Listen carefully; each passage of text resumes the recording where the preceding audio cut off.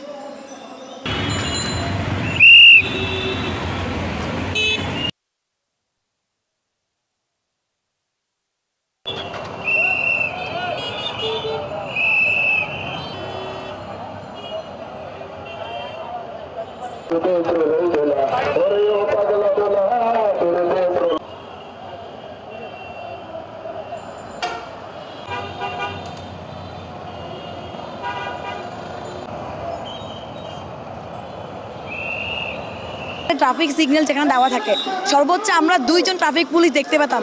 এটা কখনোই পসিবল না 1 জন বা 2 জন ট্রাফিক পুলিশ দিয়ে। সেটা আমরা যখন আমরা স্টুডেন্টরা এটা সামলাইতেছি তখন আমরা এটা ফিল করতে পারতেছি কি জিনিসটা। তো সেইখান থেকে মানে আমার কাছে মনে হচ্ছে যদি এটা খুবই গর্বের ব্যাপার যে আমি আমার দেশের সম্পদ আমার দেশের রোডে আমি আছি, আমি এই মানে ট্রাফিক সিগন্যালটা আমি নিজে এখানে সম্পৃক্ত থাকতে পারছি।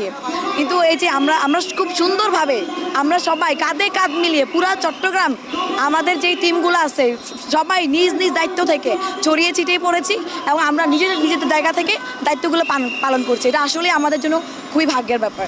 দেখা যাচ্ছে পুলিশ কর্মকর্তা নাকি কর্মবিরতিতে গিয়েছিলেন, ওরকম একটা নিউজ আমরা পেয়েছি, যাতে আমরা মানুষের ভোগান্তি না হয়, জনগণের যাতে ভোগান্তি না হয় আর হচ্ছে যানজট না হয়, ওই জন্য আমাদের সিনিয়র বরাবর সবাই মিলে আমরা আজকে ট্রাফিক পুলিশের দায়িত্ব পালন করতেছি। অবশ্যই আলহামদুলিল্লাহ আমরা চেষ্টা করতেছি, মোটামুটি চেষ্টা করতেছি ট্রাফিক অফেন্স যাতে না হয়। আলহামদুলিল্লাহ ড্রাইভাররাও আমাদেরকে হেল্প করতেছে। যারা ঘরে বসে আছে তাদের জন্য আমার আহ্বান হবে এই যে আপনারা ঘরে বসে না থেকে নিজ নিজ যে জায়গায় আছেন সেই জায়গায় হতে আপনারা ছাত্ররা খুব আগ্রহ করে চেষ্টা করে তারা যেভাবে সিটি কর্পোরেশনের কাজ ময়লা হাত দিয়ে তুলতেছে, ট্রাফিকের কাজ করতেছে, আইন শৃঙ্খলার কাজ করতেছে, জনগণের জানমাল জনগণের নিরাপত্তা দিচ্ছে, এটা দেখে বাংলাদেশের জনগণ খুব খুশি।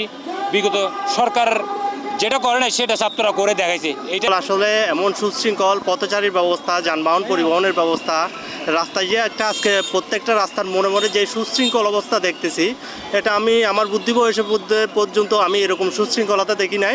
এই জন্য আমি আমার ছাত্র ভাইদের প্রতি অসংখ্য কৃতজ্ঞ এবং তাদেরকে আবার লাল গোলাপ স্বাগতম জানাচ্ছি। নিয়মকানুন আমরা আমাদের মতো করে মেনে যাচ্ছি, আগে যেভাবে মানতাম ট্রাফিক রুল এখনও ওইভাবেই মেনে যাচ্ছি। প্রিয় নাম্বার সেট করে বিকাশে সেন্ড মানি করুন ফ্রি।